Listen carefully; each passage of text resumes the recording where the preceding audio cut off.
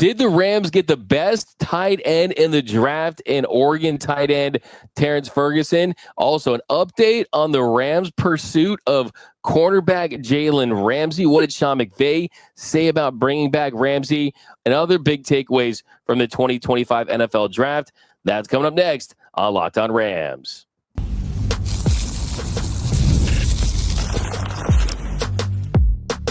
You are Locked On Rams, your daily Los Angeles Rams podcast. Part of the Locked On Podcast Network, your team every day. What is up, Ramley, and welcome to another episode of Locked On Rams, your daily podcast covering your Los Angeles Rams. Free and available wherever you get your podcast. Locked On Rams, part of Locked On Podcast Network, your team every day. We're also available over on YouTube, so if you haven't yet, do us a huge favor. Join the party, hit the subscribe button, hit the notification bell, hit the like button. A couple subs away from 17,000, so do us a huge favor. Subscribe, hit the notification bell, and also drop your comments down below. What did you think about the Rams picks in the 2025 NFL Draft? My name is Doug McCain. You can follow me on X and Instagram at DMAC_LA. I've covered LA sports for over a decade, 24/7 sports, Dodgers Nation, SI. Also, the People's Champ, Mr. Travis Rogers, the Rams pre-half and post-game show host for the Rams flagship radio station, ESPN 710 LA. He, of course, is... You can follow him at Travis Rogers. And on today's show, we are throwing out grades, our big takeaways for the Rams draft. So definitely a loaded show. But first, today's episode is brought to you by Nissan, the all-new 2025 Nissan Armada. Stay tuned for the Armada draft pick of the week later in the show. All right, Travis. So the draft is over, and we got the first pick. We got the trade down, we talked about that. Well, let's pick up where we left off because the Rams, they finally get their dynamic, versatile tight end in Terrance Ferguson out of Oregon. There was some talk that they were looking to, shout out to the Ducks. I know that's your guy. I know you saw a lot of him. But look, you get that athletic flex tight end, a guy that they've been looking at adding this kind of player for the last couple of drafts. They were interested in Dalton Kincaid and Brock Bowers. He's not of that tier, even maybe Colston Loveland or Tyler Warren. But this guy, I think, from an athletic standpoint, brings a lot to the table that helps take this Rams offense potentially to the next level. Yep.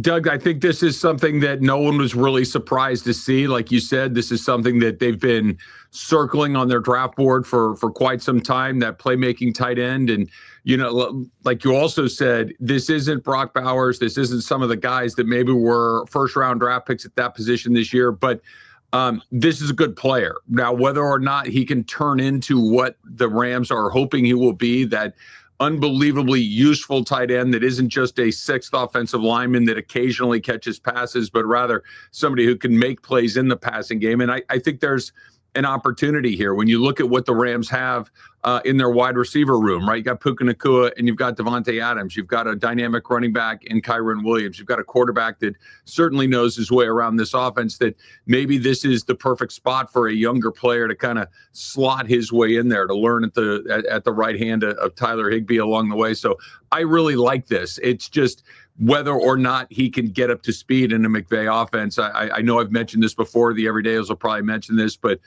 from my understanding of everybody that's been inside that building, one of the toughest positions to learn in the Sean McVay offense is tight end. So there is a pretty steep learning curve right there, and how quickly he can get on that, I think will determine how quickly he's on the field and how quickly we can see whether or not he is that really dynamic offensive player that we want him to be. Yeah, absolutely. That, of course, is the hope, is that you get someone like him and you plug him in really right away. And I kind of, you look at the fact, he leads college football with yards after catch. You look at the athleticism and things that he puts up from that standpoint, and you feel really good about it. He ran the fastest 40-yard dash. He had the highest vertical jump at 39 inches. And, the Rams don't always buy into kind of the measurables part of the draft, but still, I think you kind of look at that. This guy really has the potential to be a top 10 to 15 tight end in the sport if everything kind of breaks right for him. I think the big takeaway from all this is that this basically seals Colby Parkinson's fate with his team, is that, hey, You went out there, you spent $22 million on him, $15 million guaranteed. Tyler Higbee, more yesterdays than tomorrows with this team. Clearly, when you spend your top draft capital on him, this guy is supposed to be the future of that position. Well, like you said, and I think it does mean the end of Colby Parkinson, but I kind of want to bring this back to something that I've mentioned before, where I really like how the Rams don't keep trying to make a thing that clearly doesn't work because they want to be right, because they don't want to have the proverbial egg on your face of making a decision and having it not go well. You're going to get some of these things a little wrong. You just hope to not make them super loud wrong and make them wrong for longer. If you go for a guy and you sign a guy and it doesn't work, all right, we missed, move on to the next guy and see what happens. And the Rams have a long history of doing that. They don't, they're okay realizing that nobody bats 1,000 in these situations, whether it's free agency or the draft. And when you get one wrong, move on from it. And I think that's what this is a pretty clear indication that they're doing. You just hope that you don't get it wrong again, and then it just becomes this black hole where you just can't seem to find that player to slot into that spot, because they've been asking a lot of Tyler Higbee for a very long time, and he's been doing a really good job. My co-host on my ESPN show, DeMarco Farr, said this a bunch of times. The first heard it, I'm like, whoa, is that true? And then you stop and you think about it, and it is true.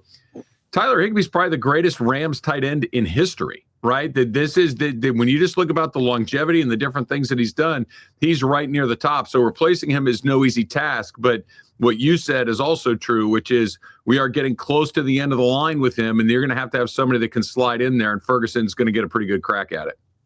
Yeah, and I think the other debate there is just kind of, do you think that taking tight end at that spot was the right move? I think, look, you want to address your needs and with the best quality players available. And you're kind of seeing the tight end position, just the value grow, and it's viewed differently around the league now than it was a couple years ago. And I think you look at having a guy that can get it done in the red zone, having a big tight end that can make runs after catch and kind of be that contested catch warrior and guys like that. They clearly wanted that for a while, and this is kind of what they were after. And I do like the fact that you kind of zigged a little bit from kind of what your norms are. So I actually am totally okay with the fact they took a tight end here, because cornerback, they didn't go as high as some people believe they would have. Linebacker, they don't value that position.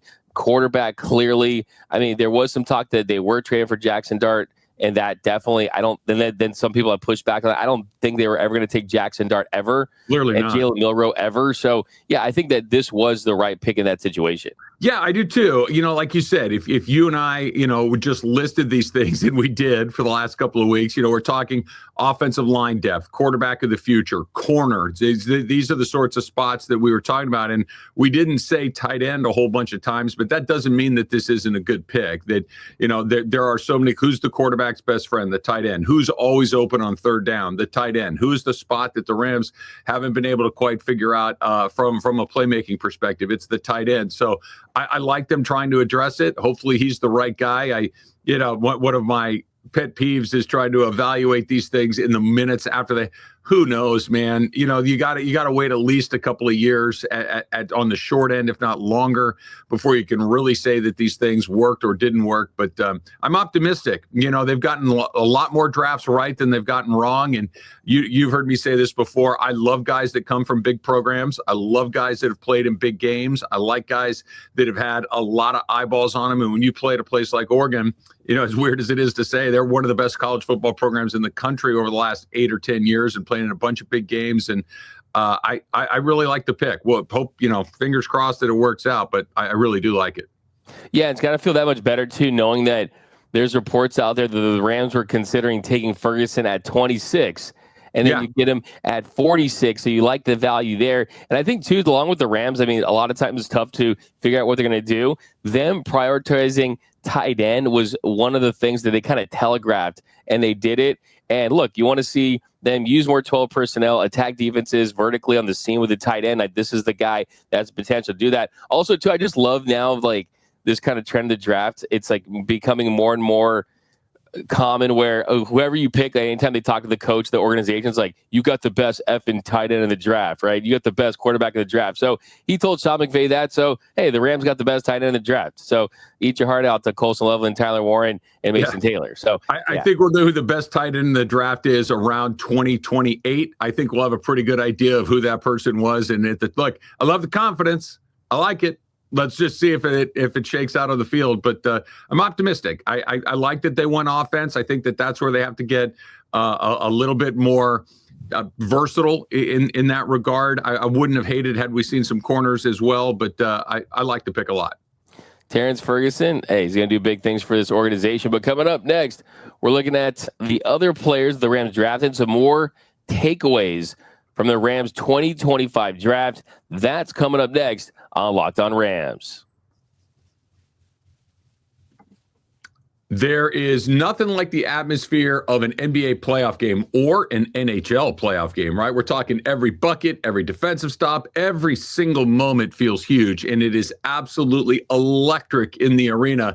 And with Game Time, you can be a part of it without the stress of worrying about where that last-minute ticket is going to come from, because Game Time makes it fast and easy to get playoff tickets, even when the demand is sky high. Prices on the app actually go down as we get closer to the start of the game, and last-minute deals can save you up to 60%, right? 60% off buying last-minute tickets for sports. And it's not just that. It's concerts, it's comedy, it's theater, everything in your area. And you know what? You've heard me say this over and over and over again. All-in pricing means no surprise at the end. What you see is what you pay. No, wait, that's the price? Nope, not with Game Time. Just flip that thing on and you are ready to go. So take the guesswork out of buying tickets with Game Time.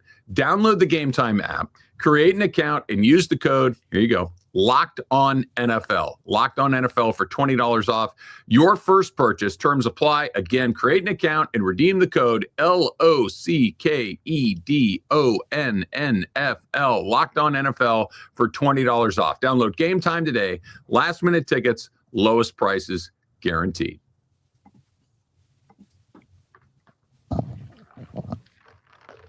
And we are off and running here on Locked On Rams. Thank you for making Locked On Rams your first listen every single weekday. Free and available wherever you get your podcast. Locked On Rams, part of the Locked On Podcast Network, your team every day. All right, Travis, so here in our second segment, we're going to kind of get back to the takeaways. We're going to do in-depth breakdowns of all these players in the next couple of days. But I think just big picture takeaways, you mentioned the Rams not drafting a cornerback high, not seemingly prioritizing that position as much as a lot of people thought they were, including myself. And the question now is, did they do that because they are in on Jalen Ramsey? So that's kind of the next big takeaway for me.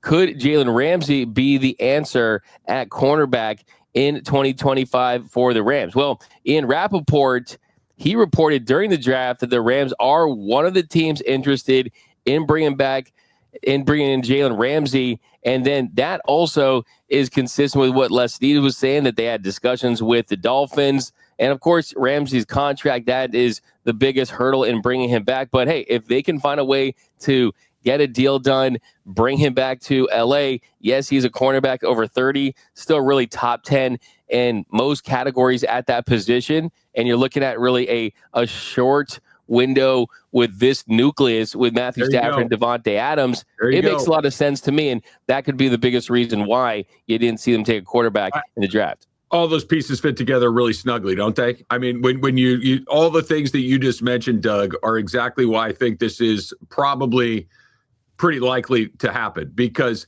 it's a place that you can bring him in. He's going to fit in. You got a little bit of leadership that is going to come along with him. The contract thing, if he wants to be here and the Rams want him to be here, they'll figure out the money. That's always probably the easiest part to get done, quite frankly. If he's, dug in on a particular number, then maybe it won't happen. But if he wants to come a place and have a chance to win again, then it will. I absolutely love it. Sometimes the most obvious thing is right there in front of you, that when he said he wanted out, when the Rams clearly have a need at that position. And like you said, the number on his birth certificate you might not love, but it still feels like there's still a lot of good football. And this is not something that you're signing up for the next 3 or 4 or 5 years. This is for the 2025 season. The Rams feel like they are all in on this. The fact that they didn't take a corner, even though I think just about everybody had that as one of their areas of need going into the draft, gives me a pretty good indication that he's going to end up here, assuming that he wants to be here, because everything's pointing towards it. Yeah. And by the way, you're probably going to get aggregated by saying that. Rams post-game show hosts say that Jalen Ramsey trade is likely. I mean, watch out for those headlines coming this afternoon. But Sure. Yeah, absolutely. But I mean, look, there are reports out there that this is not imminent for Jalen Ramsey, and that there's talk that the Dolphins could wait until June because it'll save $5.9 million in dead money to spread the cap hits over the next 2 seasons instead of putting it all in the 2025 books. But I mean, for a Rams team that really keeps things close to the vest, for a Rams organization that doesn't want you to know what their next move is, man, I mean, the comments that Les Snead has already made saying that there have been discussions, and how Sean McVay has just kind of gushed over Jalen Ramsey of late, it kind of just feels like I'm with you. I mean, this feels like it's something that you looked at the numbers and how much he was owed in his new contract and his age, this and that. You're like, no way they'd bring back Jalen Ramsey. But then it does feel like it's, hey, they're willing to look past that.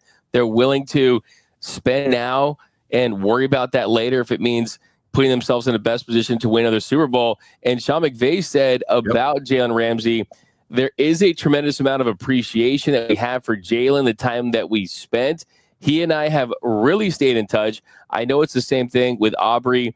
I was talking about Aubrey Pleasant and some of our other coaches. There's a lot of familiarity, but we're probably in the same position when we talked about the other day, just because there are some things that we still need to take care of to be able to truly get through the draft from the totality of it all. So sounds like he's in on Jalen Ramsey too. Yeah, look, this is one of the things, just going back to the last segment, we were talking about one of the things I really like about the Rams organization is their willingness to move on when something isn't working well. I also like their willingness to take a shot when they feel like a shot's worthy of being taken. That so often you'll see teams that are, we got to be, it's too expensive, or he's too old, or what does it do for us beyond the 1 year, or how will he fit into on all the reasons not to do it, as opposed to, hey, listen, are the Rams a team that could conceivably compete for a Super Bowl this year? Yes. Where are they deficient in position groups? At corner, can Jalen Ramsey help?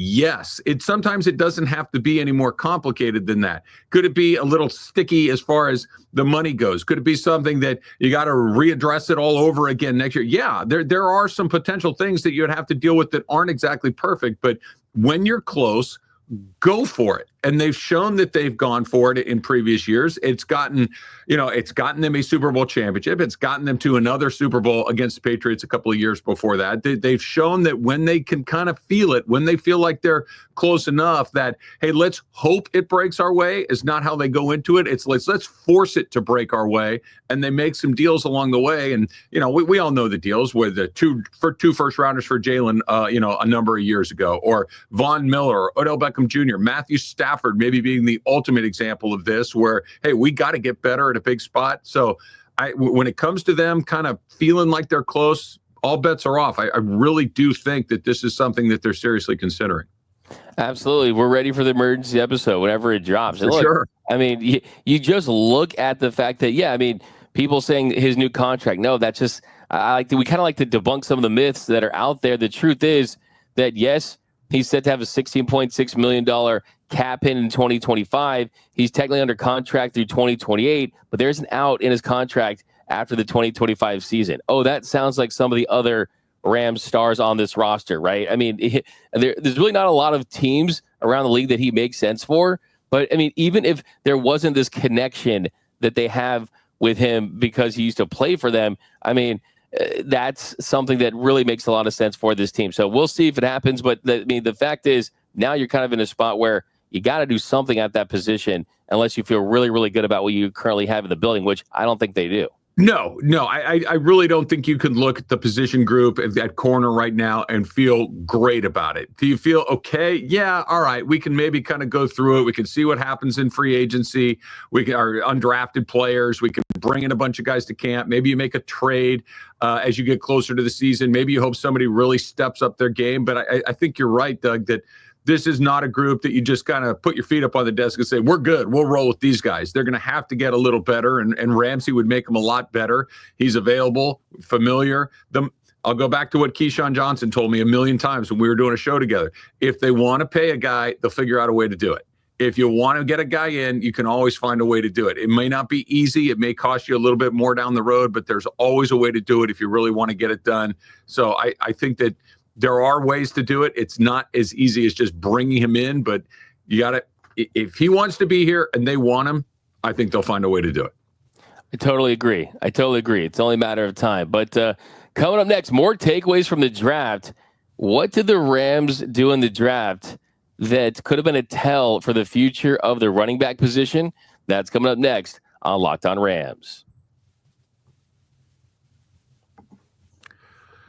The Armada Pick of the Week is brought to you by our friends at Nissan and the all-new 2025 Nissan Armada. This week, we're highlighting the top pick from our draft, the one selection that truly stood out, the one guy who showcased the strength and power to push the Rams forward as we look ahead to next season. So this week's Armadas and clear-cut top pick of the draft, obviously we're talking about Ferguson, right? They're talking, this is the first guy that the Rams went out and made a pick, that this is a great pick because not only could you have gotten him at 26, but you've got him at 46 later in the draft. You picked up that first rounder for next year. It gives you options now and it gives you options down the road, and they've been looking for that playmaker for at that position at least for quite some times. And we're talking about a heavy-duty player, a rugged player. He's conquering all sorts of challenges, just like the Armada conquers the road with capability and confidence. Dream big, go big. And when it comes to the Nissan Armada, they say go forth and conquer, and that's exactly what I think Ferguson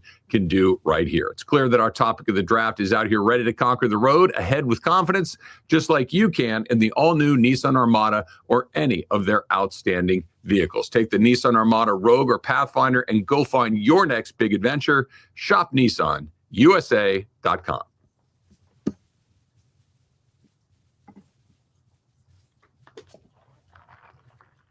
And welcome back to Locked On Rams. Thank you for making Locked On Rams your first listen every single weekday. Free and available wherever you get your podcast. Locked On Rams, part of Locked On Podcast Network. Your team every day. Just remembered I didn't give our daily episode shout out to the everyday listeners out there, so definitely want to do that. So hey, we've got a lot of new listeners, new subscribers to the channel. So if you're new, guys, join the Everyday Listeners Club. You won't want to miss anything about your Los Angeles Rams. All you got to do is watch every episode, listen to every episode, and you won't miss a thing about your Los Angeles Rams. All right, Travis, so we'll talk about the other picks after Terrance Ferguson on tomorrow's show, but I want to jump to a pick that the Rams made in the fourth round. Round 4, number 117 overall, running back Jarquez Hunter out of Auburn. So a different type of running back than we've seen the Rams select in the last couple of seasons. This is someone that is more of a burner type, someone that has the potential for explosive plays. He has 4.44 speed. He was second among all running backs in the 2025 class in explosive run rate. He can squat 600 pounds. He's got the speed and power at the position. Just from a pure running back prospect level, I do like this pick. And I think the Rams are kind of saying, hey, we kind of do want some lightning to Kyren Williams and Blake Corum's thunder, but also there isn't a contract extension done for Kyren Williams as of yet. So I think that they are saying, hey, we got some options at the running back position if we can't get a deal done. Yeah, there's a lot going on here. Number one, Les Snead taking an Auburn guy. Sure, that was going to happen. That just right? How that goes for sure. I think you're right. Let's kind of work backwards from what you were talking about. That Kyren Williams deal is not done. That they took a running back high last year, I think is interesting. That they took another running back this year, I think is interesting. So Kyren Williams needs to hold on to the football and have a big year if he wants that contract extension. I think that the writing on the wall is pretty clear right there. The other part that you mentioned, Doug, that I completely agree with is they really have not had an explosive playmaker at that position since Todd Gurley, right? Gurley was the last one that when he would touch it, you're always like, there wasn't a play that you didn't think, hey, he's got a chance to rip off a chunk play here. He's got a chance to house this thing for no matter where they are on the field. And they've had guys that have been good running backs. They've had guys that have certainly been serviceable. Kyron Williams has been really good for them the last couple of years, but he's not that. He's not a guy where all of a sudden, he's out the box and all of a sudden he's got a 30, 40, 50-yard play in his back pocket. He's more of a pick him up, 5-6 yards at a time if everything's going really well. That it gives the Rams some dynamism that I think is really important that they've been lacking at that spot. So I'm excited to see what he brings. Absolutely. And could the Rams have got another receiver at this spot? Possibly. But, hey, they've shown that they're going to draft running backs. I mean, we saw them not take corners and linemen and guys like that, but they've taken a running back at each of the last 8 drafts. And I do think that they are kind of giving themselves some protection if Kyron Williams leaves in free agency in 2026. But I also think that that's not 100% necessarily the case. I do think that they kind of want to pair him and have that a different club in their bag, so to speak. But the other thing too, Doug, is I just don't think this is a position that you're ever going to really want to have to scratch a big check for. If you got Saquon Barkley or Christian McCaffrey, sure. These guys aren't that, right? They're good.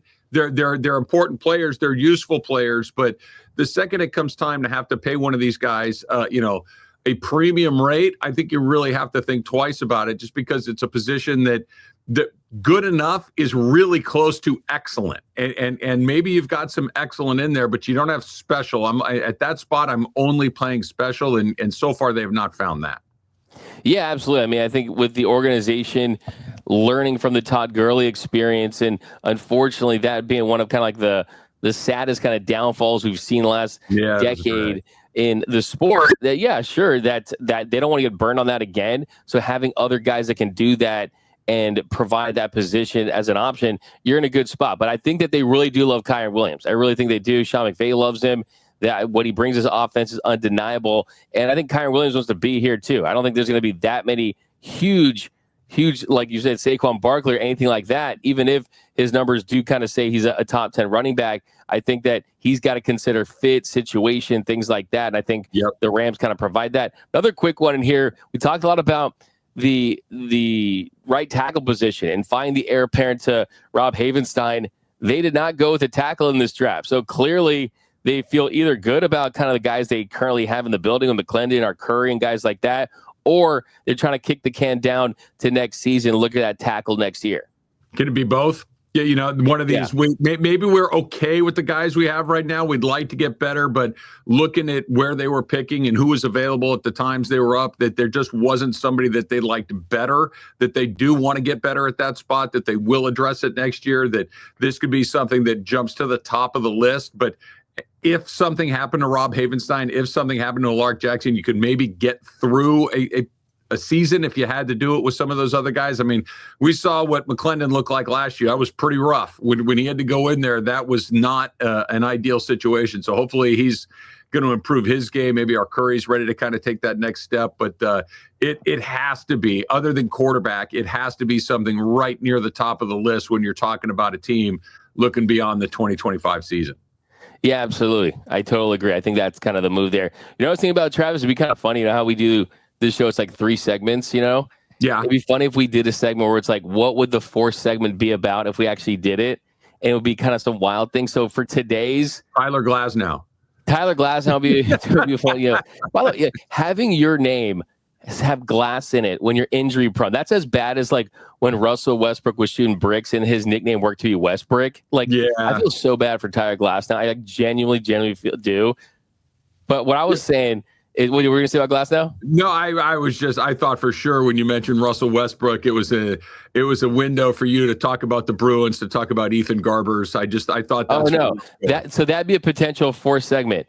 Did the Carolina Panthers get the steal of the UDFA season with Ethan Garbers? Maybe. But I was going to say, how about this one?